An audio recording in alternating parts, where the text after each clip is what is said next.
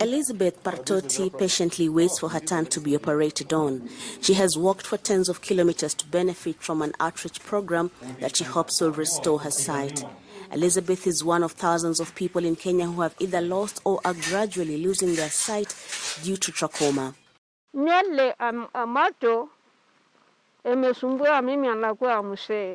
My eyes have been bothering me because I've grown old. The eyelashes are always entering inside my eyes, causing me a lot of pain.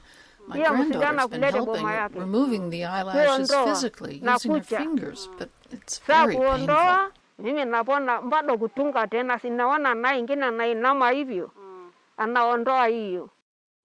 Trachoma, an infectious disease, is caused by a bacteria that attacks the inner surfaces of the eyelids.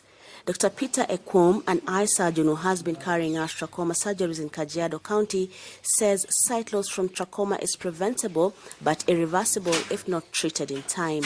Every time you blink, the eyelashes rub on the corneas, and with the time, they peel off the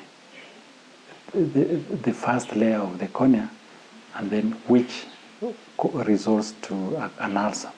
Now the ulcer is very painful, but at the end of the day, the ulcer will heal and leaves a scar. That repeated scarring of the eye's cornea eventually impairs vision and often leads to irreversible blindness. About 7 million people living in 12 central Kenyan counties where trachoma is endemic because of a dry climate and the pastoral and nomadic lifestyle of the communities. About 53,000 people are currently infected with the disease. Like other counties affected by trachoma, Kenya had wanted to eliminate it by 2020, the World Health Organization's target. The target date has now been moved to 2023. So the way forward for the Kenya Trachoma Elimination Program is to clear the remaining trachoma trichiasis backlog, which stands at around 5,000 at the moment. That is 5,000 people who require urgent surgery to avert blindness in the 12 trachoma endemic counties. But to eradicate trachoma, experts say people in areas prone to the disease must take greater precautions. Most of the communities at risk are nomadic, sometimes living in the same quarters as their livestock. The flies breed because of the dung and the urine.